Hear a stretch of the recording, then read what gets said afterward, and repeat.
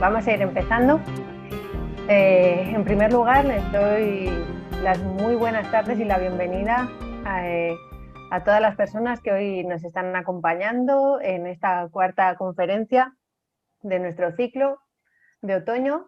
Y como ven, si han mirado el programa, verán que los miembros de la Junta Directiva de la SEC de Madrid somos muy versátiles. Y hoy tengo el gusto de presentarles a quien fue la semana pasada mi presentador, a mi compañero Jesús Quiles Bielsa. Él nos va a hablar de Lucrecio, creo que le ha tocado una obra maravillosa y estupenda, nos va a hablar del de Rerum Natura. Así que, bueno, creo que vamos a pasar una tarde estupenda.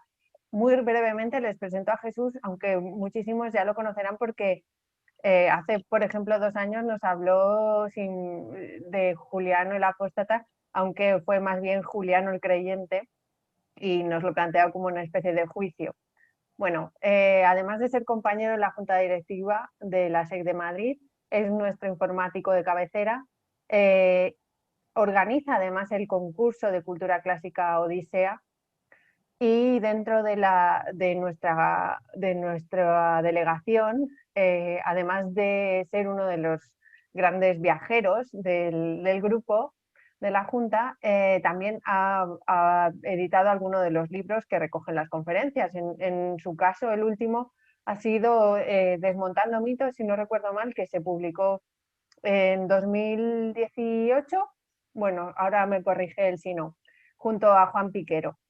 Bueno, brevemente les digo que además de ser licenciado en Filología Clásica y es licenciado en Filología Inglesa por la Universidad Complutense de Madrid y trabaja como profesor de enseñanza secundaria, es el jefe del Departamento de Cultura Clásica del Instituto de Enseñanza Secundaria Salvador Allende de Fuenlabrada. Tendrían que entrar, trabaja allí desde 2002 y tendrían que ver la página web del departamento porque es un primor absoluto de materiales y contenidos. Está todo organizado y preparado para que ningún alumno ni alumna se pierda en las asignaturas y actividades que organizan, teatro, etcétera. Bueno, no me voy a extender mucho más, les digo que es muy polifacético, tiene esta vertiente de informático y que por eso gestiona nuestra página web, pero también lo aplica a la enseñanza y ha recibido premios por ello. Y además le encanta todo lo que tiene que ver con el arte dramático, ha recibido también premios justo por esto, en concreto por la labor de integración y no violencia que intenta recoger en las obras que propone, sobre todo a sus alumnos. Si entran en la página del Departamento de Cultura Clásica del Instituto, podrán ver fotos y vídeos de cosas maravillosas que ha organizado.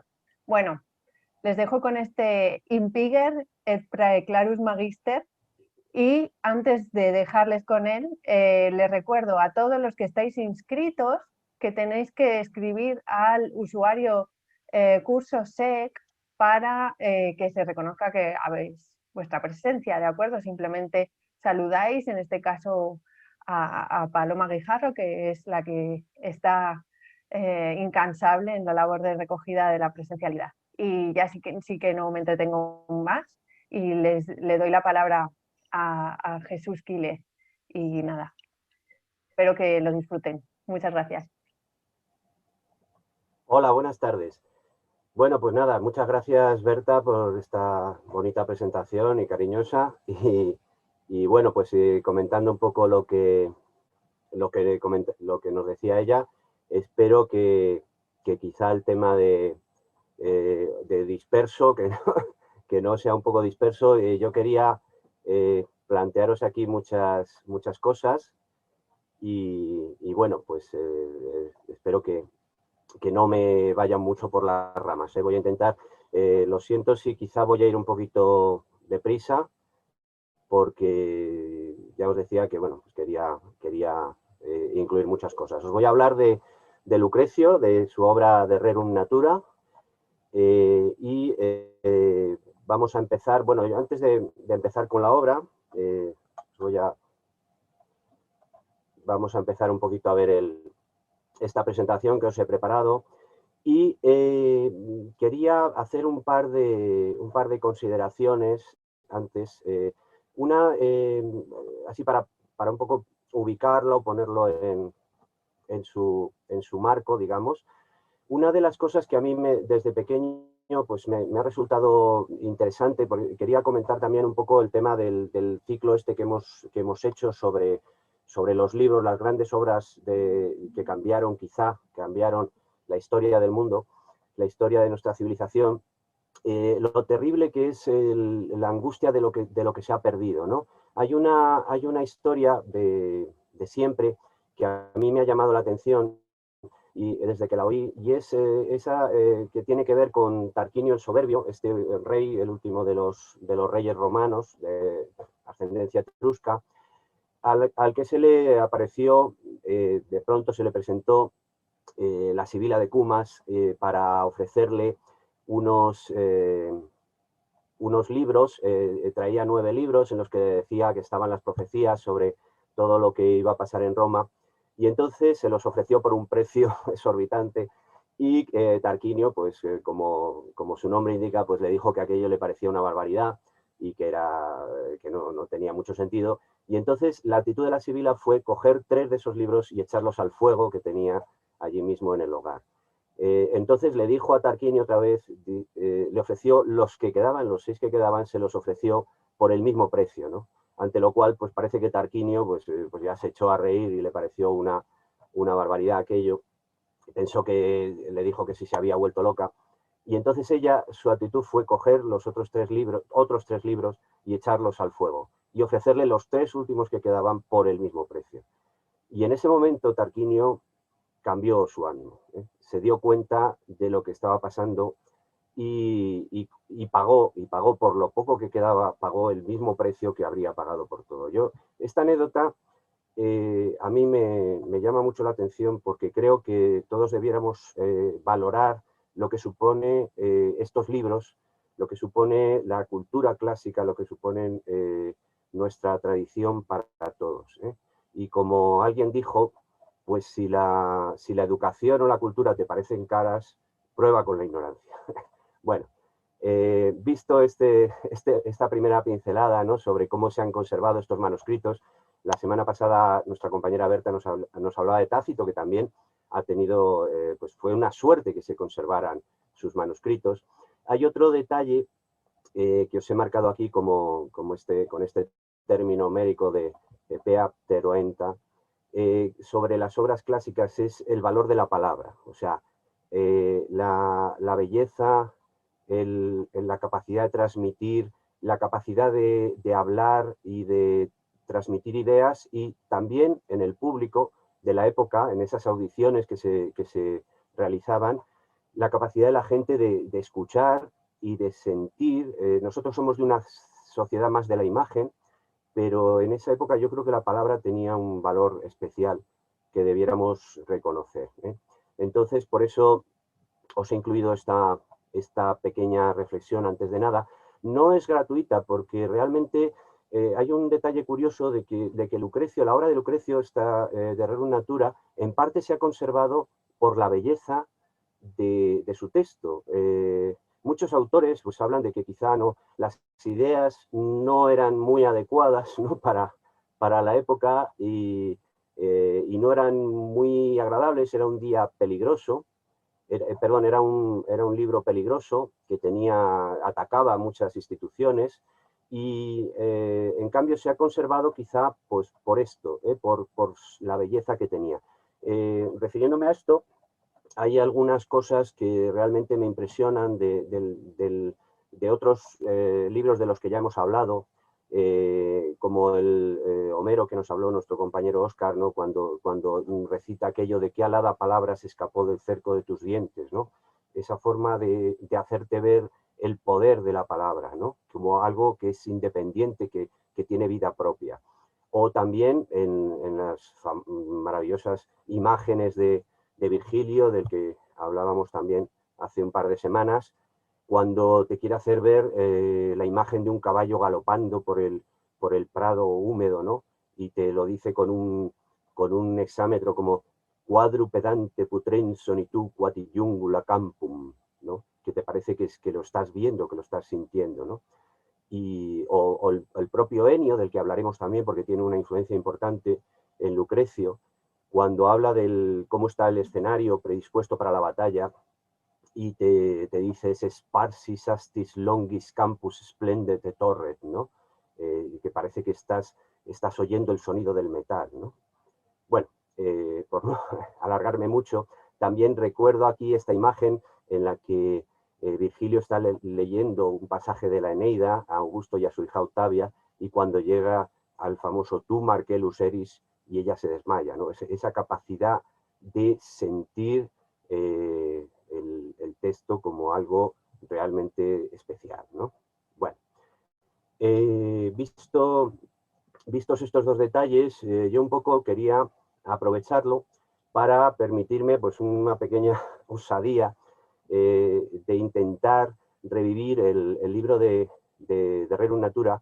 El principio, una de las partes más interesantes es la que empieza con precisamente con el himno a Venus, a la diosa Venus, que es un himno a la naturaleza y es una pieza realmente magistral que a lo largo de la historia ha sido pues, reflejada, traducida, imitada por un montón de autores de todas las épocas y bueno, pues me he permitido, espero que me disculpéis, esta forma de intentar transmitir lo que para mí tiene de especial en todo, en la elaboración del lenguaje, en las imágenes, etc. ¿Vale? Entonces os pongo este pequeño montaje. Aene adungere trixo minundi unque voluta. Alma Venus, alma Venus, madre de los hijos de Eneas, placer de dioses y quae mare navige Venus, que produces la vida bajo los astros errantes del cielo, que consagras el mar portador de naves, que consagras la tierra autora de luz. Por ti es concebida toda la raza de los seres vivientes, que observan con sus ojos el sol. Ante ti, oh diosa, huyen los vientos, por ti las nubes del cielo, y a tu llegada, a ti laboriosa la tierra te ofrece sus flores. Para ti sonríen las llanuras del mar, y un cielo apacible regado de luz.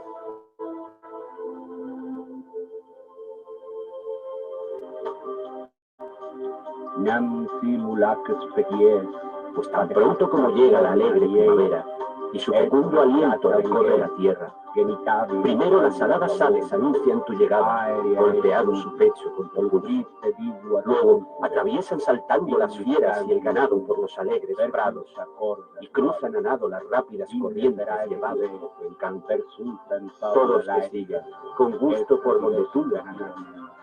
Por último, por mares y montes, por los ríos desbordados y los bosques, frondosos hogares de las aves, y los campos que florecen, clavando tu dulce amor a través de sus pechos, consigues que con placer, generación tras generación se propague. omnibus impudien, blandum perfector amore, efficis stupide, generatio saecla propague.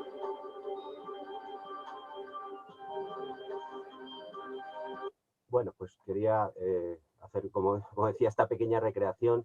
Aquí os pongo una traducción que, bueno, más o menos hemos intentado hacer rítmica de este pasaje y, bueno, llevado por las prisas, pues no podemos detenernos mucho, pero aparte de todo, aparte del sonido, aparte de la musicalidad de sus versos, es importante porque es un texto que tiene muchas lecturas.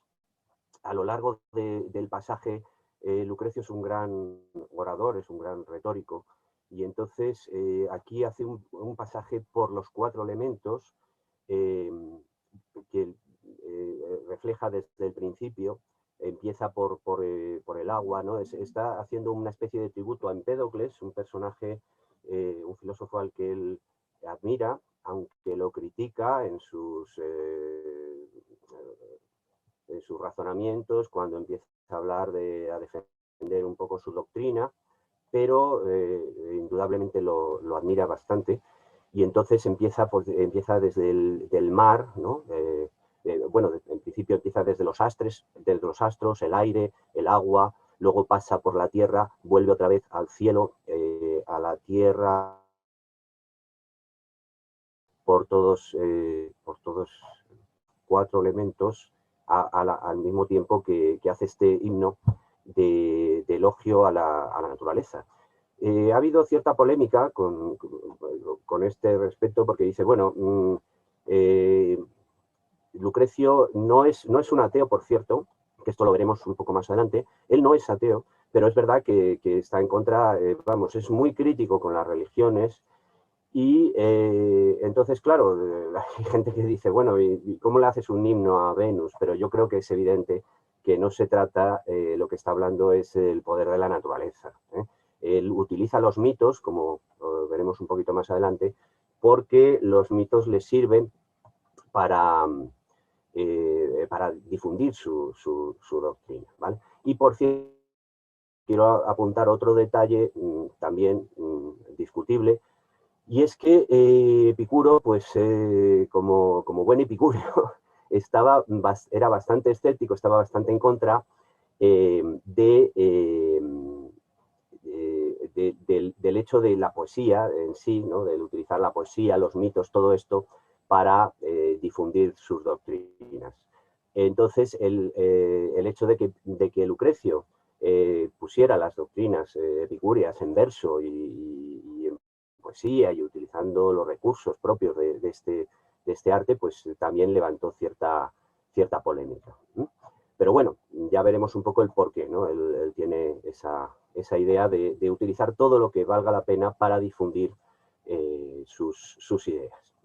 Bueno, entonces, quería comentaros un poco otra de las historias, que no nos da tiempo un poco a hablar de todas ellas, es que hay una villa, la Villa de los Papiros, de la que seguro que habéis oído hablar, que está situada cerca de Nápoles, a la sombra del Vesubio, y en esta zona se produjo pues una eclosión de escuelas filosóficas, especialmente el epicureísmo, y en esta villa pues se recrea un poco el ambiente. Parece ser que estos epicúreos que vinieron emigrantes desde Grecia, de Asia Menor, Filodemo de Gadara, quizás es uno de los ejemplos más importantes, pues se establecieron aquí, y sabemos que quizá, pues intentando seguir el rastro de Lucrecio, que es muy complicado porque sabemos muy poco de su vida, pues sabemos que que probablemente pues estuvo por aquí, ¿no? Y en esta Villa de los Papiros tenemos hemos encontrado algunas referencias. Era lo más parecido, y os pongo aquí, a lo que sería el Quipos, el jardín, el famoso jardín de Epicuro, lo que sería una universidad de su tiempo, ¿no? Esto que os estoy poniendo es una recreación que, curiosamente, pues un famoso millonario americano ha recreado en California. Ha hecho una recreación bastante interesante, ¿no? de la Villa de los Papiros. Y, como os comentaba, pues bueno, sería un poco el ambiente en el que quizá todos estos filósofos epicúreos pues tuvieron una gran influencia no solo sobre Lucrecio, sino también sobre otros autores, ya veremos, Virgilio, por ejemplo, Ovidio. Y de lo que tenemos aquí, bueno, pues de lo que se encontró en la villa, para fundamentar un poco esta idea, se encontraron varios bustos de Epicuro, y además de varias obras de Filodemo de Gadara, y es curioso porque son obras de las que aparecen muchas copias, lo cual nos da impresión de que no era simplemente alguien que hubiera adquirido sus obras, sino que es incluso probable que este personaje viviera allí o pasara, explicara allí su doctrina. Y también el famoso tetrafármaco, que no me resisto a comentaros, que es una pequeña receta. El tetrafármaco era una especie como su nombre indica, son cuatro medicinas, y bueno, parece ser que esto era un ungüento de la época que se utilizaba para curar un poco casi todo, ¿no? Eran los famosos lilimentos que nosotros conocemos. Yo siempre me recuerda un poco en mi infancia, pues aquello era el Bisvaporú, ¿no? El Bisvaporú que utilizaban para todo, estaba hecho de brea, de resina, de una serie de ingredientes. Y entonces los epicúreos, con su especial visión, ¿no? de transmitir su doctrina, se fabricaron su propio tetrafármaco, que era más o menos 4 ideas para salir adelante. Bueno, porque aunque no lo he comentado, pero lo voy comentando ya, la filosofía epicúrea básicamente pues, se basa en buscar el placer, huir del dolor, o sea, intentar que la gente sea feliz y que no tenga miedo, que no sufra, ¿no? Y aquí lo tenéis, ¿no? Veis escrito en griego, afobon joseos, afobon joseos, no hay que temer a los dioses, la muerte no nos incumbe, es un poco la idea esta típica de cuando está la muerte no estoy yo, cuando yo estoy no está mi muerte. Las cosas buenas son fáciles de conseguir, aquí ya habría que discutirlo quizá un poquito, tagazá, ¿no? Tagazón, lo veis aquí, tagazón, y lo que es terrible es fácil de soportar. Esta es un poco la idea, hay una idea ahí que dice la filosofía epicúrea de que el dolor, si es muy intenso, dura poco, si no es muy intenso, pues se puede soportar, ¿vale?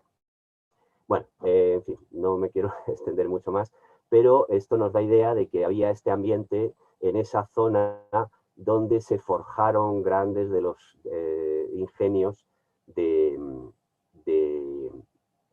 los grandes escritores como Virgilio, que también se dice que fue discípulo de Filodemo, y de otros epicúreos como Sirón. Aunque bueno, Virgilio ya veremos que realmente no podemos considerarlo, creo yo, un epicúreo. Bueno, siguiendo adelante, la cuestión quizá más, una de las cuestiones muy interesantes sobre el de Rerum Natura es que nosotros lo tenemos por puro milagro, ¿no? Es lo que os comentaba al principio de esa angustia de lo perdido, ¿no? De los manuscritos, de los textos que hemos perdido. Hay cantidad de autores de los que prácticamente no sabemos nada. Ennio, por ejemplo, tenemos muy poco de todo lo que escribió cuando era un autor muy conocido en su época y que tuvo muchísima influencia, ¿no? Es una pena haberlo perdido. Entonces hay un libro que se ha publicado hace poco que se llama The Swerve, de Stephen Greenblatt, en el que habla, swerve es un término que podríamos traducir más o menos por viraje, giro, ya veremos un poquito más adelante, que es uno de los conceptos propios del epicureísmo y de Lucrecio, ¿no? Ese giro que se produce, que hace que las cosas cambien, ¿no? Es un poco, es un reflejo incluso del término de la libertad, ¿no? Entonces, en este libro, Stephen Greenblatt nos narra su propio redescubrimiento de la obra de Lucrecio y cómo le influyó especialmente por eso, por la finalidad, porque el epicureísmo es una doctrina que es práctica, o sea, lo que busca es resultados ya para el ser humano. Y él nos comenta, y con razón creo yo, que prácticamente el redescubrimiento de este libro en el siglo XVI fue prácticamente uno de los motivos que llevó a lo que el fenómeno que nosotros consideramos renacimiento, ese surgir del mundo moderno que hizo despertar y tener nuevas ideas a todos estos grandes pensadores. Aquí tenéis algunas de las referencias fundamentales, pero bueno, no quiero extenderme mucho.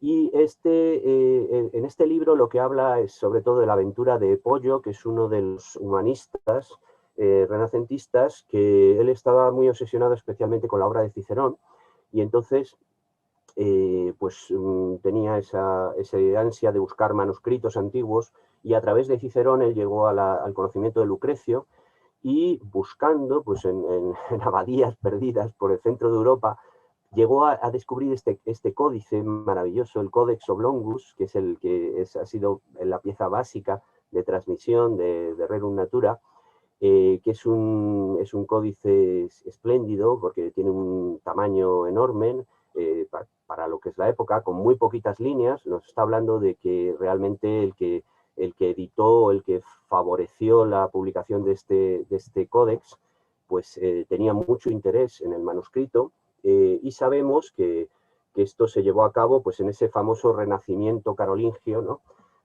A cargo de Carlomagno, más o menos en el siglo VIII, IX después de Cristo, que es cuando este libro pues, vuelve a salir a la luz. Además, nos habla incluso podemos saber un poco sobre su autor, el copista, el que lo rehizo, que es un monje irlandés, que además parece ser un personaje también, el que tenéis aquí, Dungal, invitado por Carlomagno, y nos explica, bueno, pues que realmente él debía tener mucho interés en este manuscrito para invertir tanto dinero y esfuerzos en él. Bueno, siguiendo con esto, pues ya os intentaré colocar en la página todas estas referencias para, si queréis, consultarlas con más detalle, porque realmente no nos da mucho tiempo. El libro de Rerum Natura es un libro peligroso, digamos, para su época. Es realmente sorprendente que haya conseguido sobrevivir a pesar de todo, porque las ideas que, por haceros un pequeño resumen, que es muy difícil, pero ideas fundamentales que aparecen, los dioses no intervienen en el mundo. Lucrecio no se puede decir que sea ateo, ni los epicúreos, luego os lo comentaré un poquito más adelante, pero lo que tienen claro es que el miedo a los dioses perjudica a los hombres. O sea, y esto es una bomba de profundidad para muchas religiones, porque claro, sobre todo en el ambiente pagano de la época en la que estamos hablando, pues las religiones viven sobre todo de los sacrificios. Entonces, según Lucrecio, no tiene sentido hacer sacrificios porque los dioses evidentemente no tienen ningún interés en ese tipo de ceremonias, ¿no? Si existen, pues no están interesados en eso. Terrible, o sea, también desde el punto de vista, o sea, se mete un poco con todo el mundo, el alma es mortal, el alma sucumbe con el cuerpo. Entonces, claro, esto, luego ya cuando llega el cristianismo, pues esto evidentemente es un anatema, es algo terrible que no están dispuestos a aceptar.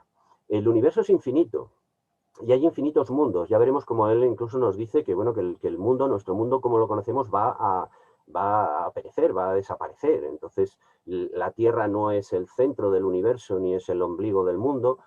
Todo esto pues, va a chocar con las religiones monoteístas. O sea, tiene todos los peligros para desaparecer. Es más, pero también con los políticos. Los epicúreos tenían una ideología que era contraria al intervenir en política, meterse en la vida política y todo esto. Y nos habla de que la justicia es un pacto social. Bueno, pues entonces, claro, otro problema más, porque la justicia, a estos gobiernos les interesa saber decir en esta época que la justicia es algo divino, que viene de Zeus. Zeus es el que la distribuye, no es algo de que la gente se ponga de acuerdo para que exista la justicia. Los animales han evolucionado por selección, o sea, no somos tan distintos de los animales. Bueno, pues como veis, todo esto pues es una serie de torpedos al área de flotación de lo que son las grandes religiones de la época y claro, pues resulta muy, muy complicado. Os dejo un momentito con cómo lo explica Lucrecio para que veáis que no es una cosa mía y es realmente impresionante. Humanante oculoso puede cuando la vida humana yacía ante nuestros ojos, su tierra oprimida con ultraje por el peso de la religión que mostraba su cabeza desde la religión celeste, un aspecto horrible hostigando a los mortales.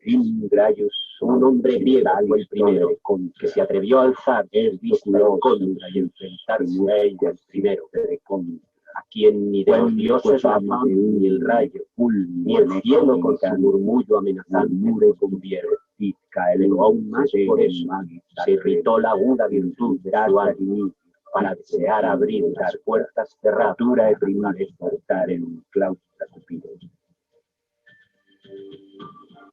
Bueno, como veis es un canto a la libertad. Os he puesto alguna imagen, hay una especialmente que no me da tiempo prácticamente a comentar, que es el sacrificio de Ifigenia. Es uno de los puntos. Lucrecio es un buen orador, es un buen retórico, debía ser quizá un buen abogado, y entonces él sabe escoger, por ejemplo, Ifigenia, el tema de Ifigenia, sabéis que es uno de los pocos referentes que tenemos de un sacrificio humano, ¿no? Incluso en virtud de los dioses, que creo que puede estremecer un poco a la gente, ¿vale?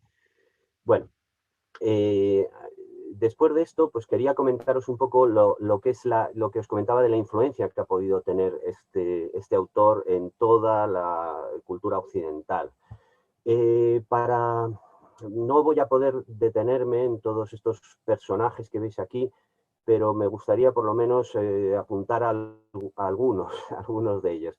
De los testimonios antiguos es curioso porque los silencian mucho, los testimonios de su época los silencian. No sabemos exactamente, desde luego no debía ser una doctrina cómoda. Sabemos que algunos lo han podido admirar, como quizá Virgilio. Ovidio sí que se moja, sí que tiene algún...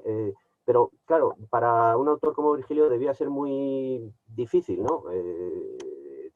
Metido en toda este montaje augustio, digamos, defender a un autor que está en contra de las religiones, ¿no? O que es muy crítico con las religiones. Entonces, para hacernos un panorama un poco de su vida, bueno, primero, claro, como digo, no sabemos apenas nada de él. Sabemos que más o menos pues, sobre el siglo I a.C., sobre el año 90, su vida se extendería del año 90 más o menos hasta el año 54 a.C. Pensamos, no tenemos la seguridad, pero claro, hasta en esto quizá Lucrecio es coherente, porque hay una máxima propia del epicureísmo, que es el lacet biosas, vive de forma oculta, no te preocupes de la fama, de intervenir en política, de relacionarte en estos sistemas, etcétera. Y entonces parece que él debió ser fiel a esto, porque no tenemos apenas referencias. Tenemos las referencias a aquel a quien dedica el libro, que es Menio, que es un personaje político de su época, pero realmente de él apenas tenemos referencias. Entonces, de lo que tenemos, de las referencias, para que os hagáis una idea, pues básicamente podríamos hablar de Cicerón, de Donato y San Jerónimo. Para poneros un ejemplo, vamos a ver lo único fijo que quizá sí que podemos ver como real, o sea, lo más a lo que nos podemos agarrar, es estas pequeñas líneas de Cicerón en las que nos comenta eso de Lucreti poemata ut scribis ita sunt multiluminibus ingeni. Bueno, vamos a ver, este texto es realmente complicado, porque hay algo que no encaja, ¿no? Literalmente él nos dice, está hablando con su hermano Quinto, y entonces le dice: los poemas de Lucrecio, como escribes, tienen como muchas luces de ingenio, ¿no? Tienen destellos de ingenio, pero sin embargo también mucho arte. Esta frase ya es algo, hay algo que no encaja, porque parece que es una concesiva, entonces parece que está contraponiendo las dos cosas. Hay quien ha dicho que aquí falta algo, y que falta, que lo que quiere decir es que no tienen muchos destellos de ingenio, pero sí tienen mucho arte, ¿no? Incluso. Y luego la segunda parte dice: sed cum veneris, cuando hayas llegado, te consideraré un hombre.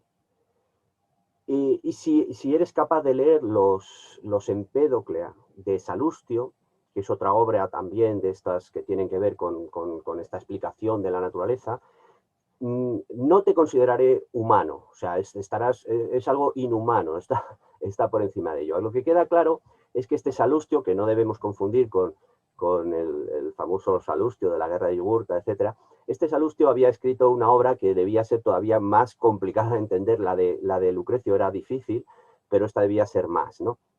pero al principio, cuando distingue entre virum y hominem, homo, entre virum y homo, está hablando, virum es un término que, bueno, se me perdonará si lo traduzco así, pero es algo así como te considera como un machote, ¿no? Si entiendes esto, pues estás hecho un tío, como quien dice, ¿no? Y lo otro, pues lo compara con lo humano. Entonces, este verso, pues nos deja no nos plantea muy claramente si él admira realmente a Lucrecio o no, o lo admira solamente por su arte, ¿no? Por sus versos, que quizás sea una buena lectura, porque ya digo que básicamente quizá se nos ha transmitido más Lucrecio gracias, se ha conservado más gracias a su arte poético que a las ideas que no le venían bien, como quien dice a nadie, ¿no? Bueno, por intentar resumir, la otra gran referencia que tenemos es la de San Jerónimo, y aquí incluye una serie de detalles en los que habla, bueno, es un poco sospechoso. Primero nos dice que lo que le pasó a Lucrecio es que tuvo una especie de desengaño amoroso o tomó un filtro amoroso, y que en medio de su locura, perintervala, insania, en medio de esas fases de locura, pues consiguió escribir estos libros, y que luego Cicerón enmendavit, que los arregló, que los compuso. Y nos dice incluso que tal Lucrecio se suicidó, propia semanu interfecit. Bueno, el texto es un poco sospechoso porque está hablando desde una época muy posterior. Hay otra cosa que resulta también difícil de creer. Yo, si tenéis la oportunidad de leer, yo lo recomendaría leer la obra de Lucrecio, pues no da la impresión de que alguien que estuviera enloquecido pues pudiera componer una obra tan compleja y con esos detalles y con esas intuiciones, ¿no? Y la obra está muy bien construida, quizá, excepto la parte final, es cierto que es posible que muriese antes de poder darle ese punto final, pero la obra no parece la obra de alguien que está enloquecido, o sea, resulta bastante sospechoso. Y por otro lado, cuando habla de que Cicerón, Cícero emendavit, bueno, vamos a ver, hay cosas que no encajan muy bien. Cicerón, como sabéis, pues sobre todo si tuviéramos que asignarle a una doctrina, es estoico, ¿eh? Él sí que está a favor de intervenir en la vida pública, está a favor de una serie de ideas que encajan muy mal con el epicureísmo, y es más, él critica a los epicúreos en muchos casos, y habla de ellos como caterua, la manada de los epicúreos, no con demasiado respeto. Es verdad que Cicerón es un poco ecléctico, que también es escéptico y que también y él estudió con algunos epicúreos, pero bueno, no parece. Y además, por otro lado, en la época en la que Cicerón, la carta esa que os he comentado de Quinto, pues está fechada más o menos en esos años, ¿no? Cuando fechamos la posible muerte de Lucrecio, está fechada en el 54 a.C. En esa época Cicerón está inmerso en una tarea terrible. Por un lado, él mismo lo comenta, de que está constantemente defendiendo a una serie de amigos suyos. Por otro lado, está inmerso en creación de un montón de obras literarias de tipo filosófico. Y entonces, pensar que Cicerón en esa época se hubiera dedicado a recrear o a editar, ¿no?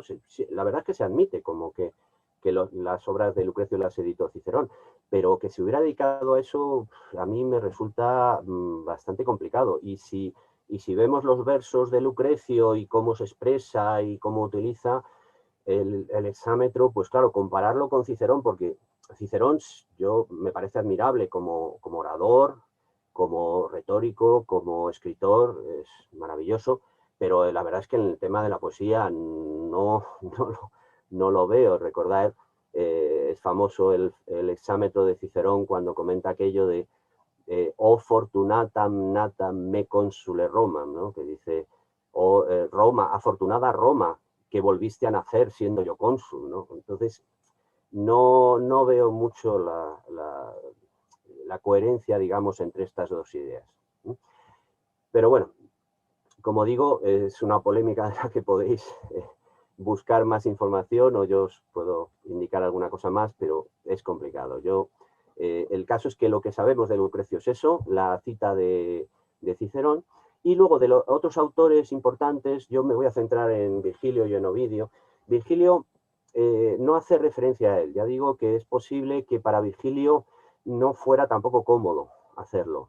Hay algo que la gente comenta como referencia, es ese felis qui potuit regrum cognoscere causas, atque metus omnis et inoxerabile fatum, subjecit pedibus strepitunque aquerontis avari, en la que habla, pues eso, de feliz el que puede conocer las causas de las cosas, y que, bueno, habla un poco de las ideas. Aquí se podría tachar un poquito de Epicúreo a Virgilio, por el hecho de que bueno, está hablando de la ciencia como algo que nos lleva a superar el miedo. Pero ya digo que aparte de esto no tenemos una referencia clara, y las ideas de Virgilio pues son unas ideas que creen en el destino, un concepto totalmente estoico que no encajaría mucho con la doctrina de Lucrecio, ¿no? Ovidio sí que es más explícito y además es del que tenemos una referencia realmente clarísima cuando nos escribe estos versos que tenéis ahí, que dice, es curioso porque critica un poco a Ennio, ¿no? A la rudeza de los poemas de Ennio, que por cierto, Ennio tuvo mucha influencia en Lucrecio, y al final dice, los versos del sublime Lucrecio perecerán cuando desaparezca el mundo. Es un cumplido, realmente le dedica un cumplido espectacular entre esos primeros autores romanos. Y es verdad que sí, que nos aparece bastante importante en él. También tiene algunas cosas, como por ejemplo, pues el discurso de Pitágoras, dentro de las metamorfosis, y algunos detalles que sí que nos acercan un poco a la ideología de Lucrecio. Bueno, perdonadme que os lleve así a matacaballo, pero es que habría tanto que comentar, es muy complicado. Dejando de lado estos otros autores que tienen relación con él, los he puesto en color rojo más o menos los que más críticos han sido con ellos, y en color verde los más favorables, digamos, y en ese color intermedio, el color siena, pues los que, bueno, no son neutros, como si dijéramos. Aquí tenéis a Dungal, que os comentaba que fue el que revivió sus obras. Pollo, que os he hablado, no quiero extenderme mucho, era un erudito de su época, secretario de diversos papas, y interesadísimo, sobre todo Pollo era muy admirador de Cicerón, y a partir de eso pues fue como consiguió este manuscrito de Lucrecio, porque él lo conocía a partir de Cicerón. No puedo, eso sí, evitar hacer una referencia a Botticelli, porque en las obras de Botticelli, en dos obras en concreto, una La Primavera, se ve perfectamente la influencia de que Botticelli, aunque no lo declare, había leído a Lucrecio, porque su representación de la primavera, si recordáis esos primeros versos de Venus, pero nos habla, no sé si veis en el cuadro cómo va el Céfiro preparando el camino, ¿no? Con las huellas, siguiendo las huellas, os dice, llega la primavera y Venus, y el alado heraldo de Venus marcha en cabeza tras los pasos de Céfiro. Estos son los versos de Lucrecio, para quienes la madre Flora siembra delante el camino, ¿no? con las flores, y todo de exquisitos colores y perfumes, ¿no? Entonces, eso es lo que os comentaba de la gran influencia que tuvo en el Renacimiento.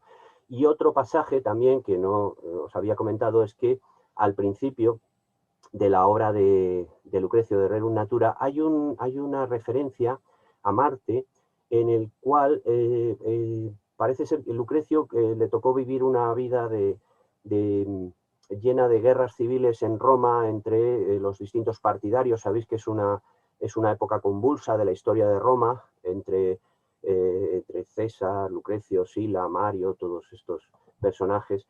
Y entonces él hace un canto a la paz, ¿no? Dice, ya que los fieles menesteres de la guerra los gobierna Maborte, que le habla con ese arcaísmo, heredado estos arcaísmos un poco de Ennio, y entonces le pide a Venus que interceda ante Marte, y nos escribe una escena en la que Marte está ahí recostado. Es un poco el tópico ciertamente machista del descanso del guerrero, ¿no? La mujer ahí guardando su descanso, y habla, dice, se acuesta en tu regazo y así levantando sus ojos, echada hacia atrás la bien torneada nuca, apacienta anheloso de ti miradas ansiosas de amor. Esta imagen del descanso del guerrero está clara, para mí claramente refleja, esta escena refleja ese ruego de Lucrecio.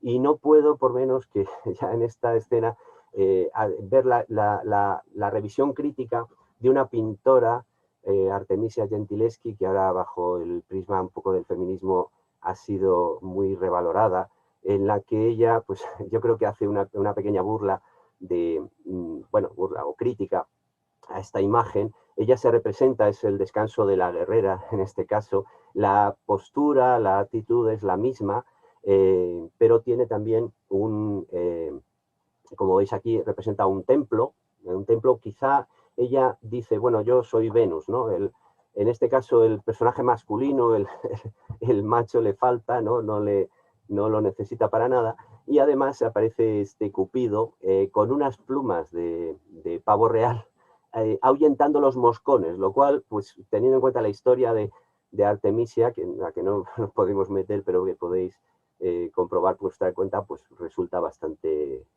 interesante. Bueno, en fin, no me da tiempo a extenderme mucho más con esto. De los demás autores que tenéis, pues bueno, comentaros a Giordano Bruno, por ejemplo, que sabéis que fue quizá un mártir epicúreo, como os comentaba, porque él estuvo finalmente pues, defendiendo estas ideas del libro de Lucrecio, pues acabó siendo quemado vivo por la Inquisición. Comentaros que Newton, por ejemplo, pues cita muchísimo a Lucrecio con el tema del vacío. Citaros a Thomas Jefferson, uno de los padres de la Declaración de Independencia, donde él se confiesa a Epicúreo y además dice que poseía 5 ediciones del De Rerum Natura, y incluso en la Declaración de la Independencia pues tenemos esta referencia cuando él dice ese pasaje de que todo el mundo tiene, todo ciudadano tiene derecho a buscar la felicidad, ¿no? Esa búsqueda de la felicidad que es típica. Marx hizo su tesis doctoral es sobre los epicúreos, basada en Demócrito, basada en Lucrecio. Darwin no lo confiesa, él niega que haya leído a Lucrecio, pero es sospechoso porque muchas de sus ideas y de su abuelo, Erasmo Darwin, pues también escribió un poema hablando sobre la evolución, que tiene sus razones, sus parecidos. Freud, bueno, el tema de los sueños es curioso hasta qué punto cómo en los poemas de Lucrecio trata también esto, trata sobre cómo nuestros sueños son una forma de aliviar tensiones, de superar problemas que hemos tenido en la vida real. Realmente es impresionante, ¿no? Para su época, y cómo pues el general sueña con las batallas en las que ha luchado, y el niño, por ejemplo, que se mea en la cama, pues está soñando que está en un paisaje bucólico, ¿no? Donde puede... Y también, incluso, es curioso porque habla de que los animales, dice, los animales también sueñan, ¿no? Nos habla de que los animales también tienen esa capacidad de los caballos que por la noche sueñan como si estuvieran participando en una carrera, ¿no? Bueno, sin intentar extenderme mucho. Es muy curioso el caso de Einstein, porque Einstein en 1923 se publicaron el poema de Lucrecio, y Einstein escribió el prólogo. Claro, que bueno, aquí para poner las cosas en su sitio, pues evidentemente, claro, para Einstein las teorías de Lucrecio pues no encajan mucho, porque a partir por cierto, de Galileo, del que nos hemos dejado aquí a medias, pero a partir de Galileo, pues la ciencia moderna, claro, habla de una ciencia basada en el cálculo, en las matemáticas, y en De Rerum Natura de Lucrecio, lo siento, pero no vais a encontrar ninguna fórmula, ni ninguna suma, ni ningún razonamiento matemático, ¿no? Entonces Einstein dice que, bueno, el libro está bien para aquellos que, bueno, pues quieren soñar con estas ideas y estas intuiciones, pero que evidentemente no tiene nada que ver con la ciencia moderna, y tiene razón, porque nos dice muy gráficamente que Lucrecio pues tenía un conocimiento de las matemáticas peor que un alumno nuestro de educación primaria, ¿no? Bueno, en fin, pero lo cierto es que él escribe el prólogo.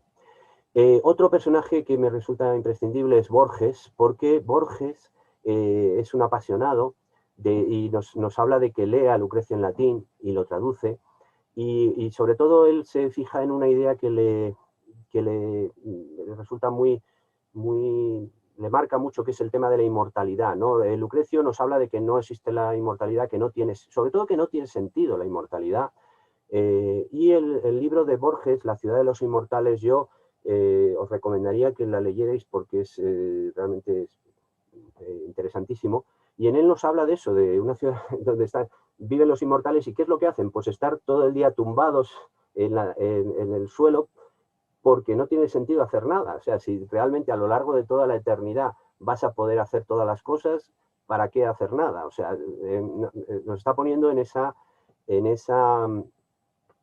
tesitura de lo absurdo, que es lo que nos comenta Lucrecio. Lucrecio lo comenta desde muchos puntos de vista, porque es su forma de actuar. Él ataca la idea desde distintos puntos de vista, es muy típico suyo, pero Borges se centra en esto, La ciudad de los inmortales, un libro impresionante. Y bueno, no puedo por menos de acabar, por supuesto, hablando de García Calvo, que sería ya el epítome del epicureísmo. Los libros, las traducciones, lo habéis visto por ahí, que yo he aprovechado muchas de sus traducciones, de sus recitaciones, y realmente me parece maravilloso. Yo soy un gran admirador de su obra, que desgraciadamente nos dejó no hace mucho. Y tenéis aquí también, pues os habla un poco aquí tenéis de Antonio Ruiz de Elvira, sobre las primeras veces que hizo estas ediciones de Lucrecio, ¿no? Y traducciones. El libro yo lo tengo, y el prólogo, le he hecho un prólogo en latín, además, que es maravilloso, es una obra de arte complicado, es un latín para nivel alto, pero muy, muy interesante. Y él lo titula De la realidad. Es una interesante traducción, ¿no? Porque quizá respeta más la idea de Agustín García Calvo. Ya digo, es una traducción, y las notas que aparecen pues también son interesantes, ¿vale? No me puedo por menos que contar una pequeña anécdota de García Calvo, porque yo he sido alumno suyo, y recuerdo, pues, glosando un poco, para que no es gratuito, glosando un poco el tema este del epicureísmo, de buscar la felicidad, huir del dolor. Me acuerdo que con el primer año que tuve yo clase con él, al final, cuando llegó el tema de poner las notas, ¿no? el típico, el punto de la evaluación, me acuerdo que él llegó a clase y dijo: bueno, señores, ustedes están acostumbrados a que las notas se ponen siempre en virtud del sufrimiento. El que más ha sufrido es el que mejor nota obtiene. Pero en este caso yo quiero hacerlo al revés. Entonces les voy a puntuar por lo que hayan disfrutado, ¿no? Entonces nos dice, bueno, en primer lugar, aquellos que hayan disfrutado como para un 5, pues pueden abandonar el aula, ¿no? Y es curioso porque hubo cierta justicia, y ciertamente, pues más o menos como la mitad del público abandonó, de los alumnos abandonaron el aula, lo cual se correspondía, yo creo, en cierto modo con la nota, o quizá lo abandonaron porque se temían alguna, que conociendo a García Calvo, pues claro, es un personaje desconcertante, pues no, a lo mejor tenían miedo de lo que pudiera pasar, entonces lo abandonaron. Y él empezó a recorrer la clase comentándonos a cada uno, y decía: bueno, fulanito, pues yo creo que usted ha disfrutado como para un 7. o menganita, usted ha disfrutado como para un 6, ¿no? Y cuando llegó a mí, recuerdo que dijo, Jesús Quile, dice, sobresaliente, ¿no? Y yo, como diría él, pues no ocupé en mí y no sé, se me escapó el decir sobresaliente, pero... Y entonces él se me quedó mirando con esa mirada, esa imagen, que los que lo hayáis conocido reconoceréis aquí en esta foto, y me dijo, bueno, está bien, matrícula de honor, con lo cual, pues al final pues me quedé con la matrícula, no sé si del todo merecida, pero es verdad que yo puedo reconocer que había disfrutado mucho con sus clases. Bueno, vamos a intentar ir agilizando un poco esto, porque ya digo, es que son tantas cosas que es muy difícil, es un libro que es un compendio, es como una enciclopedia, y es muy difícil. Os he resumido aquí los Luminen Geni, que serían los destellos de Lucrecio. Parafraseando a Cicerón, pues sería aquellas ideas, aquellas intuiciones. No podemos hablar, no podemos tomarnos el de Rerum Natura como un libro científico, pero tiene unas intuiciones que yo creo que han movido, han aguijoneado el progreso y las ideas a lo largo de nuestra cultura. Entonces, uno de los que a mí personalmente me encanta, y por eso tengo que comentarlo, porque me ha dado pie al título de la conferencia, es el de la antorcha de la vida, ¿no? Porque ahí lo que hace es hacernos entender, dice, aquí tenemos la traducción de García Calvo, dice, así va la suma total renovándose y viven trocándose vida entre sí los mortales, y en breve sazón las camadas se mundan de los animales. Hay algunos pasajes que ha recreado García Calvo, dice, cual corredores que a otros la antorcha de vida les pasen, ¿no? Esa idea de que la vida está por encima de nosotros, entonces nosotros lo que hacemos es pasar la antorcha de la vida. Estas carreras de antorchas, que eran famosas en la empadadromía, eran las famosas en la antigüedad, pues consistían en eso, en ir pasando la antorcha. Y lo importante es eso, es mantener la vida, mantener la naturaleza, ¿no? Y quizá, a mí me gustaría extrapolarlo, aquí lo veis, et quasi cursores vita y lámpara tradunt, con esos arcaísmos que nos recuerdan a Ennio, y quizá lo importante es eso, es el mantener la antorcha de la vida y quizá la antorcha de la cultura también para nosotros. Bueno, y pasamos aquí a un pasaje, a hablar que, bueno, habréis echado de menos que no haya hablado de los átomos, que es lo típico, la idea un poco genial de Demócrito, luego de Epicuro, de Lucrecio, sobre los átomos. Entonces, os voy a poner un poquito a García Calvo. Y ahora otra aplicación del exámetro dactílico, lo que se llama una épica didáctica, de Rerum Natura de Lucrecio, libro segundo, versos 216 y siguientes, aquí primero en su traducción rítmica. Algo en tal cuestión también que entiendas anhelo, que cuando los átomos van el vacío abajo derechos, del propio su peso llevados, a veces en tiempo incierto, en incierto lugar, se tuercen un poco del derrotero, tanto no más que se pueda decir que mudó el movimiento. Que si jamás desviarse solieran, tal todos ellos como gotas de lluvia cayeran por el profundo desierto, ni a los primordios jamás les hubiera choque ni encuentro surgido, y así nada nunca natura habría compuesto. Que si uno quizás supone que pueden al ir elementos de peso mayor más rápido por el vacío derechos, sobre menos pesados de arriba caer, y choques y encuentros así producir que puedan obrar genital movimiento, muy desviado se aleja del cálculo verdadero.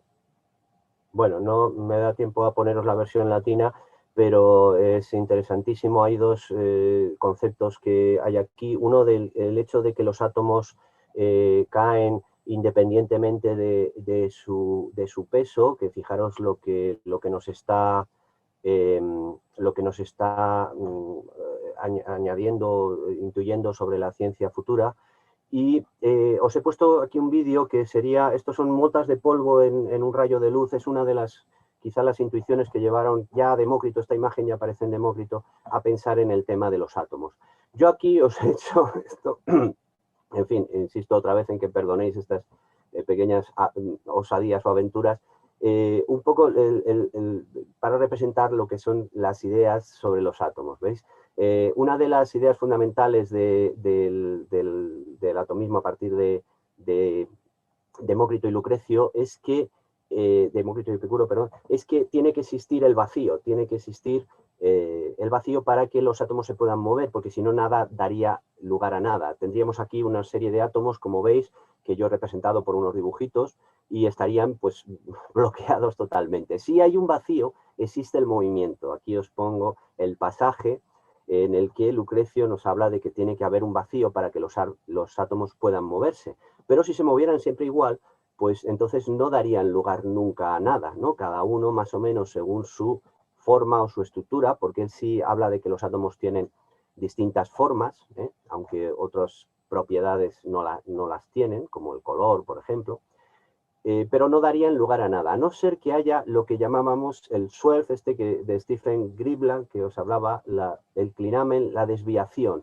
Este es un concepto muy importante porque da lugar a la idea de libertad.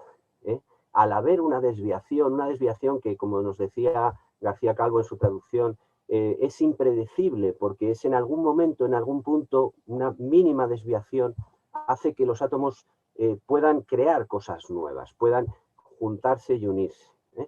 Y por otro lado, ahí tenéis el pasaje, pues si luego lo queréis revisar, pues pondremos la grabación.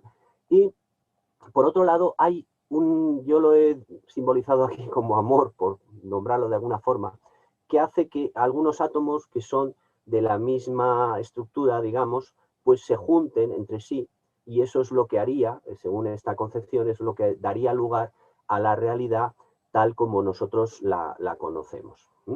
Os he simbolizado aquí los átomos con eso, con formas distintas. Otra idea que no sé si os lo he comentado es lo que aparecía en este texto que nos traducía García Calvo, de que los átomos se mueven por igual dentro del vacío. Es curioso porque esta es una de las ideas que luego aparecen en los experimentos, el famoso experimento este de la pluma y la bola de hierro que caen a la misma velocidad en el vacío, ¿no? Y entonces nos daría, bueno, pues está un tanto naif, si me disculpáis, de representarlo. Y también aprovecho para comentaros otra de las ideas básicas de Lucrecio, que es el tema de los simulacros. Cómo percibimos nosotros la realidad, cómo percibimos las imágenes, se basa en gran parte en que los cuerpos segregan unas capas de sus propios átomos que son como, es curioso, García Calvo creo que acierta mucho al traducirlo, dice que son como gasas, películas de átomos que salen proyectadas de cada cosa. Pues tenemos aquí, por ejemplo, la imagen del Sol, pues estas películas de átomos son las que salen proyectadas y las que llegan a nuestros ojos y nosotros las percibimos, ¿no? Y aquí, bueno, pues Lucrecio tiene una serie de disquisiciones sobre las imágenes, cómo se reflejan en los materiales que son rígidos, porque ahí se rebotan, pero en cambio en los materiales que son más rugosos, pues se rompen esas gasas, ¿no? Bueno, también os pondré esto a disposición por si lo queréis ver con más detalle, porque no tenemos tiempo, ¿vale? Bueno, el azar, como decía, es un término fundamental en el caso, a partir de Epicuro, pues es lo que justifica un poco, porque el atomismo al principio podía ser determinista, en el sentido de que todo era fruto de la necesidad, ¿no?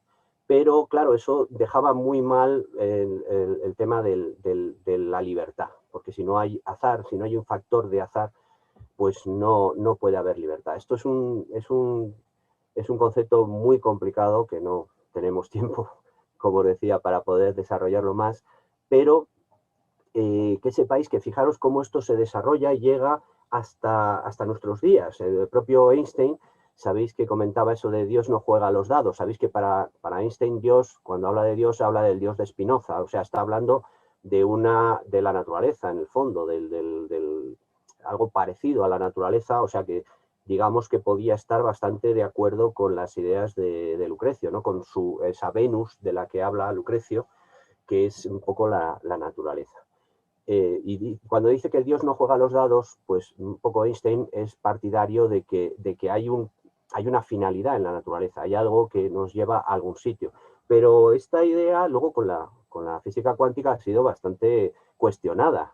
Stephen Hawking, por ejemplo, comentaba, dice, Dios juega a los dados y además los tira donde no se ven, porque sabéis que en el tema de la física cuántica pues está la cuestión de que muchas veces no podemos, cuando nos metemos en lo muy pequeño, no podemos determinar una partícula, no podemos determinar exactamente cuál es su masa y dónde está, porque al intentar observarla, la desvirtuamos, ¿eh? Entonces esta idea, pues un poco encajaría con ese tema del azar, ¿no? Que es tan importante.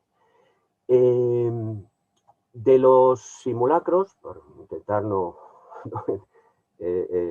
procurar no enrollarme demasiado, pues sí os comento que bueno, esto es lo que os he intentado exponer antes, son estas imágenes, ¿no? Que entran en nuestro cuerpo porque dentro de la doctrina de Lucrecio y de Epicuro, pues realmente se basa en los sentidos. Todo lo que nosotros tenemos entra por los sentidos, ¿eh? Entonces, por ejemplo, ¿por qué nosotros tenemos la visión de un centauro, que es un animal que no existe? Bueno, pues porque hay una imagen de un caballo y una imagen de un hombre y estas imágenes se mezclan de alguna manera y entonces nos llegan a nosotros como eso, ¿no?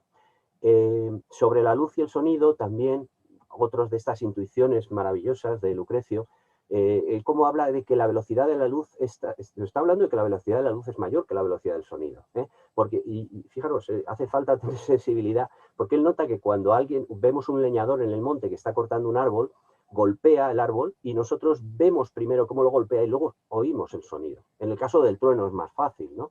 Porque ahí sí que se nota una diferencia, pero veis que la intuición es muy interesante. Sobre la evolución, pues lo que os comentaba, él habla del cambio, de cómo los animales, en algún momento se crearon todo tipo de animales, pero algunos, digamos que no eran viables, y por eso dices, claro que estos quedaban abandonados como presa y ganancia de otros, ¿eh? Entonces nos está hablando un poco también de este concepto, como veis, para mí es precursor, el propio Darwin niega de verle nada, pero bueno, su abuelo estaba escribiendo sobre estas cuestiones. Otro tema que no quería dejar sin ver es sobre la crítica que hace de lo que nosotros llamamos el amor romántico. En este caso, esto es uno de los factores que quizá le llevaron a San Jerónimo y a otros a pensar de que el pobre había tenido un desengaño amoroso y eso le había llevado a suicidarse. Pero, francamente, yo no le veo ese pesimismo tan importante. Yo creo que él, bueno, está en contra del amor romántico. Muchos están en contra del amor romántico. Creo que incluso hoy en día algunas corrientes feministas también están en contra de las trampas y de lo que ocurre con este amor romántico, ¿no? El amor ciego. Y entonces él tiene unos pasajes muy curiosos, que tienen su tono machista, como es inevitable para su época, en la que habla de cómo nosotros vemos a una mujer, y bueno, pues es lo que os comentaba. Si es muy pequeñita, dice, si es enana y chiquita, pues es una de las gracias, si es sal, ¿no? Lo que decimos de las buenas esencias se guardan en frascos pequeños. La que no calla de ninguna manera, pues decimos que es chispeante, ¿no? La que es flaca, que eso pues decimos que ahora es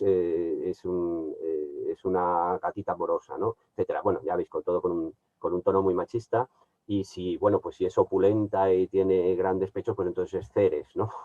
Y es curioso porque esta idea la recoge también, esta idea del amor, para cómo nos engaña el amor y cómo nos engañamos, pero bueno, quizá la propia naturaleza le interesa que engañarnos. Y la recoge Ovidio. Ovidio tiene un pasaje muy similar, con más gracia quizá, la que nos habla de los colores. Si es bizca, pues dice que es como Minerva, pues tenía la fama de tener un poco una desviación de los ojos. En fin, y lo recoge también Ovidio en este caso, pero yo creo que aparte de este tono machista, que también, bueno, podríamos rebatir, pero que está ahí para los hombres cuando dicen, este está gordo, no, es fuerte, es fuerte, ¿no? Tiene la frente despejada, ¿no? Como yo, no es que sea calvo, es que tiene la frente despejada, ¿no? O una calvicie varonil, ¿no? Bueno, pues si lo trasladamos, pero su crítica es una crítica más que a las mujeres, es una crítica a los engaños, o es una aseveración de los engaños que la naturaleza nos inflige con esto. No quiero extenderme más sobre el tema amoroso, que él también trata, pero tiene un montón de observaciones sobre, por ejemplo, las relaciones amorosas, sobre cómo las técnicas para tener hijos o para no tener hijos, por qué a veces unas parejas son estériles, pero luego sí cambian la pareja, resulta que con el otro sí hay compatibilidad. Como digo, muchísimas lumina ingeni, muchísimas intuiciones que pues luego, pues evidentemente él no fundamenta en hechos científicos y empíricos, porque claro, no estaba todavía. Y por último, ya digo, apretados un poco aquí por el tiempo, pues que hay una parte que me gustaría que luego, si podéis, lo vierais por vuestra cuenta, que es esto que he titulado Polvo de Estrellas. Hay un personaje, Carl Sagan, que a mí realmente me marcó mucho, en el que habla sobre, entre otras cosas, pues habla sobre esto. Es el tema de que no somos el centro del universo. Él lo dice, somos una mota de polvo en una galaxia menor, perdida en el universo, y tenemos que hacernos idea de eso, ¿no? Y tenemos que intentar, evidentemente, conservarlo. Yo recomendaría, sobre todo, también la canción de Jorge Drexler, de Polvo de Estrellas, que está basada en esto, y la letra me parece que recoge, e incluso recoge muchísimo a Lucrecio, cuando dice que dicen que nosotros somos un enjambre de moléculas puestas de acuerdo de manera provisional, ¿eh? Y fijaros que esto lo dice Lucrecio cuando habla de la inmortalidad, dice, a lo mejor nuestros átomos a lo largo de la eternidad se vuelven a reunir, pero ya no seremos nosotros, ¿eh? Entonces, y habla Jorge Drexler, también nos da este detalle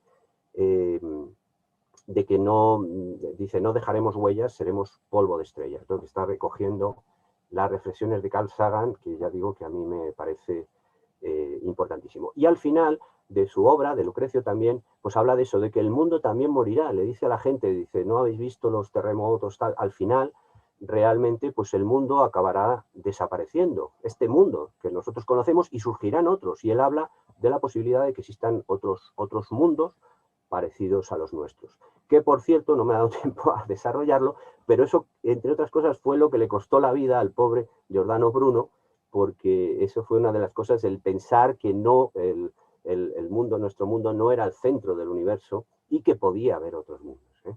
Lo cual en ese momento con la doctrina católica pues no encajaba en absoluto. Bueno, para intentar ir terminando, lo siento por haberme sobrepasado un poquito, pero no podía evitarlo. Lucrecio también tiene algunas cosas en las que no encaja mucho, ¿vale? Algunos errores fácilmente, pienso yo, que no son muy coherentes. Por ejemplo, él habla de que los dioses existen. No sabemos, esto es, bueno, para cada uno que opinéis el por qué. El por qué él piensa que los dioses existen. Le sería más fácil, según su doctrina, pensar que no existen. Pero no sé si quizá por la presión de la sociedad en la que vivía o quizá por ahorrarse problemas, no lo sé. Entonces se inventa unos intermundia donde existen esos dioses, pero él mismo dice que los organismos complejos no pueden ser inmortales, lo cual es una idea muy buena. Claro, los átomos pueden ser inmortales porque son simples y sencillos, pero un organismo complejo va a cambiar, entonces no puede ser inmortal, no tendría mucho sentido.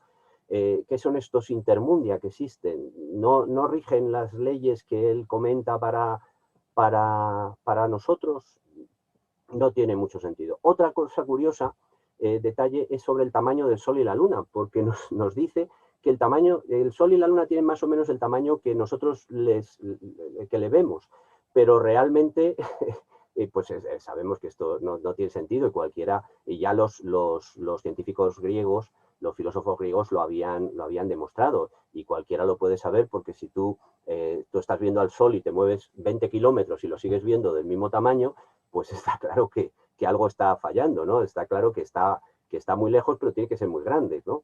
Entonces, pero bueno, esto tiene un sentido porque, como sabéis, la filosofía epicúrea estaba totalmente opuesta al platonismo y a las ideas de Platón y Aristóteles, en las que estos astros como el Sol y tal, pues formaban parte de un universo perfecto, inmutable, ¿no? Para los epicúreos, y para Lucrecio el universo está cambiando, no es algo establecido. Y entonces, claro, les daba cierta idea de divinidad. Yo pienso que ahí Lucrecio y Epicuro se dejan llevar por este conflicto, ¿no? Contra los platonistas.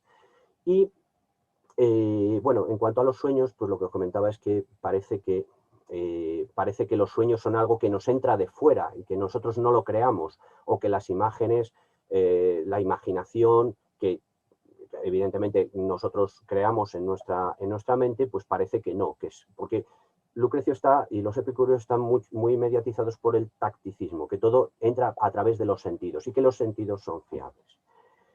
Y bueno, ya para acabar y no cansaros más, otro pasaje que también, o sea, todo tiene muchísimas lecturas, todo tiene mucho que revisar.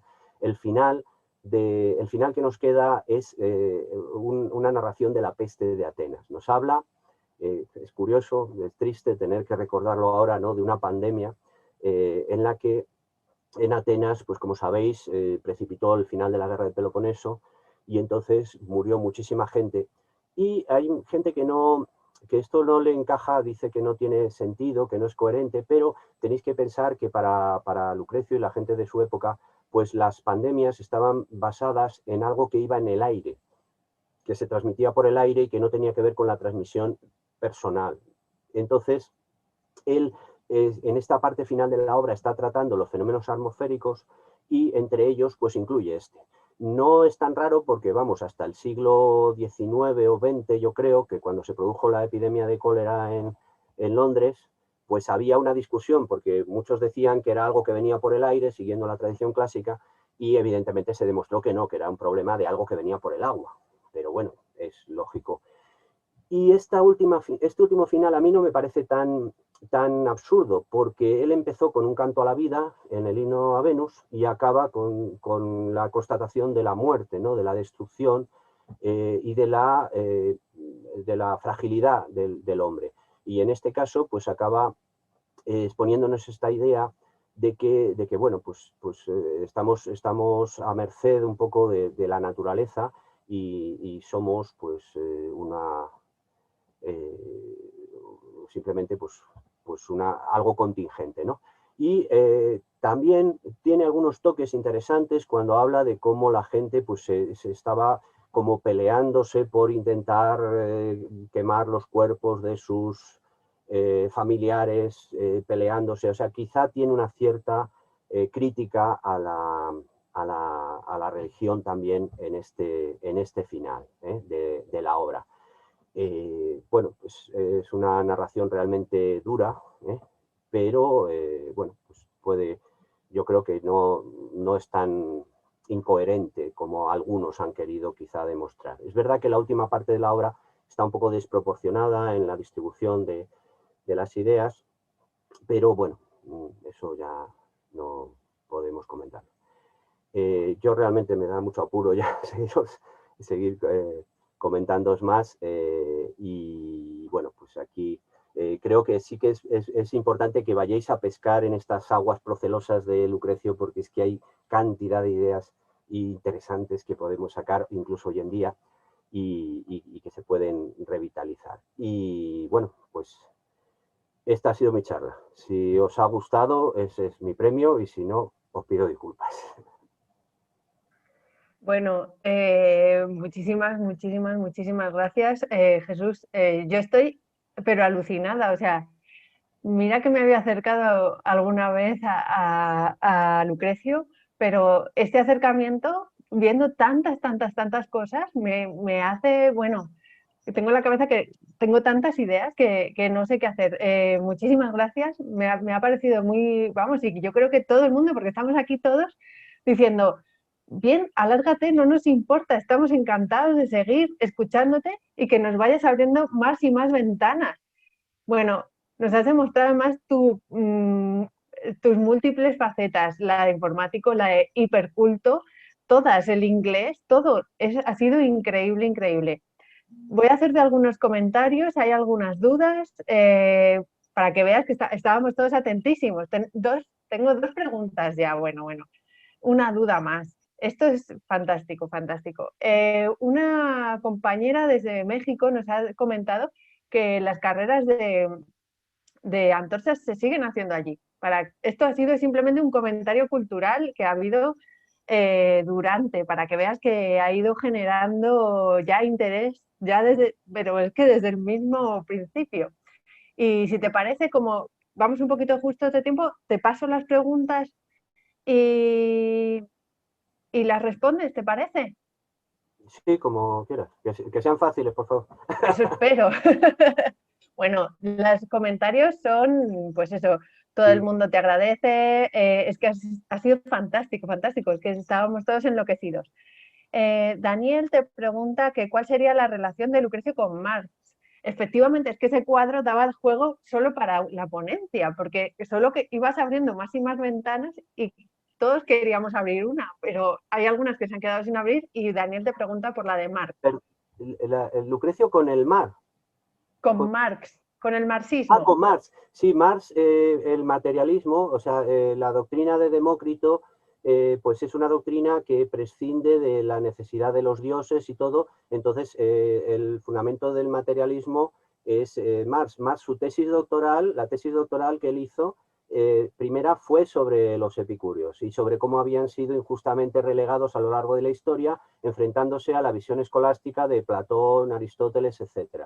Entonces, en su materialismo histórico, pues él recoge esa idea de que no hace falta creer en los dioses para explicar la historia.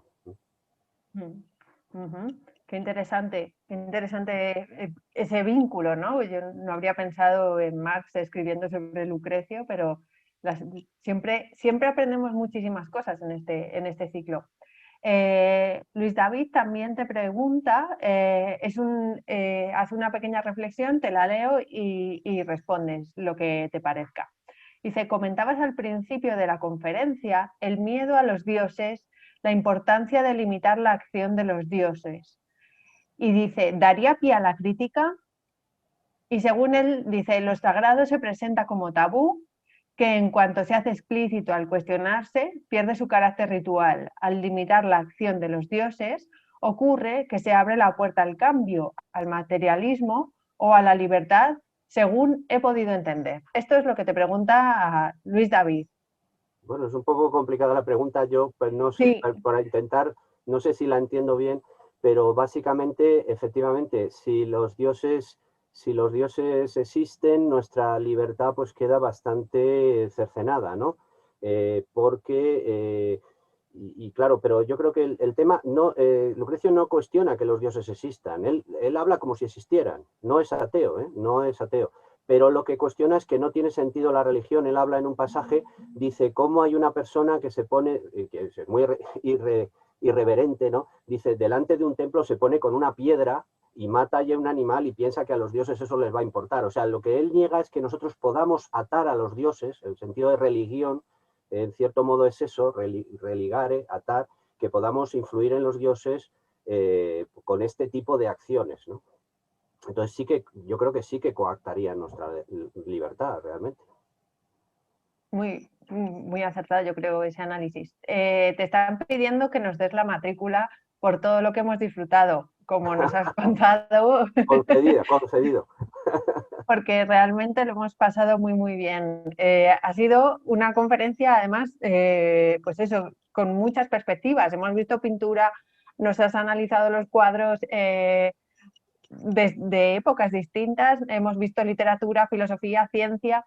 A mí una de las cosas que más me ha llamado la atención es tantas intuiciones que tiene Lucrecio, ¿no?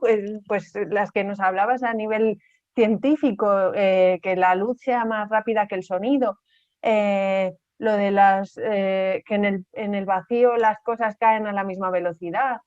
Bueno, y luego creo, esto sí por comentar, eso me ha parecido fabuloso, y también tengo que agradecer ese cuadrito, ese diagrama que nos has hecho, que nos has ido poniendo los átomos y vas metiéndole los factores, y cómo tenía un sentido y explicabas muy, muy bien el texto de Lucrecio, poniendo simplemente ese ejemplo del paisaje, que bueno, tú has dicho es naif, a mí no me lo ha parecido tanto, me parecía que era muy, muy, muy clarificador. Y lo de las intuiciones es que me ha dejado alucinada, cómo ya tenía todo él en la cabeza.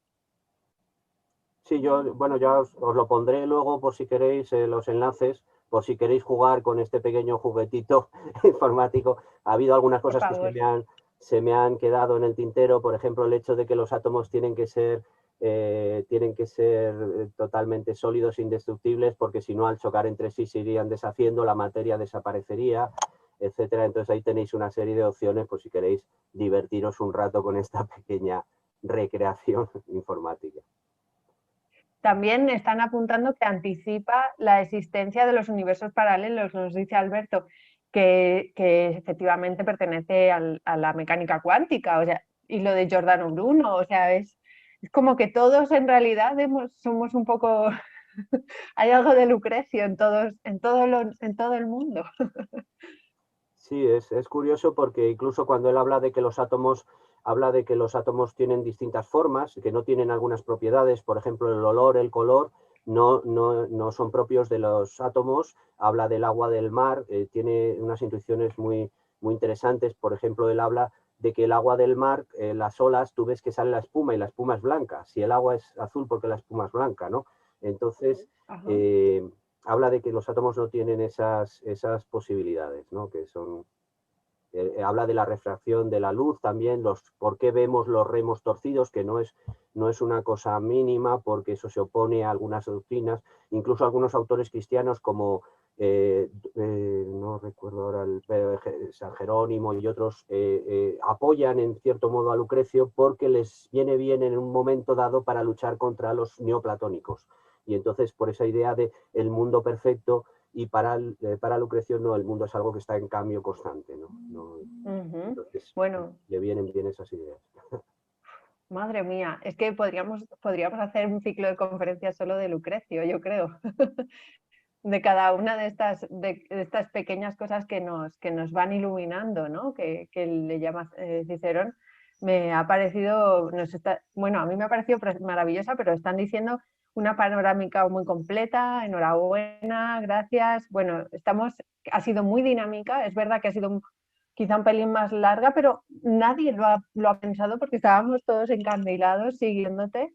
No sé si hay alguna pregunta más así para poder ir cerrando. Es verdad que no nos ha quedado tanto tiempo para preguntas, pero vamos a esperar. Si queréis, damos un minutín.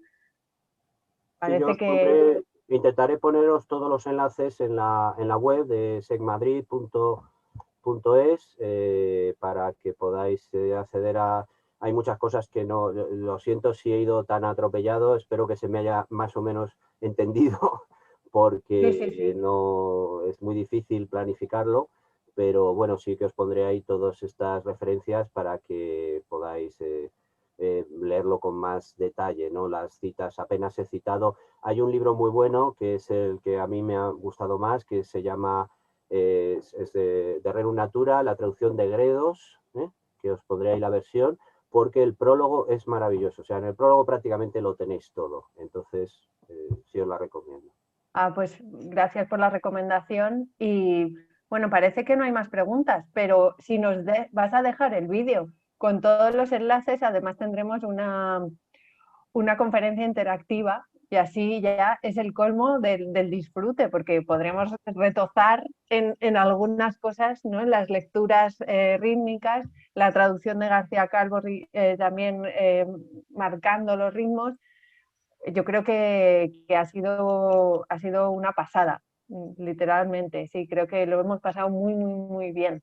Sí, espero que tú también, porque yo creo que estabas disfrutando, pero con un poco de agobio a lo mejor. Estaba un poco angustiado por si estaba realmente dando demasiada chapa a la gente, pero bueno, como os he dicho al final, si os ha gustado, ese es mi premio. Ha sido realmente un placer, un placer. Y bueno, nada, me despido. Aquí vamos a ir cerrando la sesión y os recuerdo que la semana que viene seguimos. Volveremos con las obras griegas, si no me equivoco y me estoy metiendo la pata, porque tenemos Platón, si no recuerdo mal, así que creo que tenemos República. Vamos a cambiar de tercio totalmente, salimos del verso y nos adentramos seguimos un poco en la filosofía, aunque yo creo que de una forma un poco más trabajada. Y nada más, espero que paséis muy buena semana y muchísimas gracias, Jesús, otra vez por hacernos disfrutar tanto, y gracias a todos y todas que habéis asistido. Muchas gracias a ti.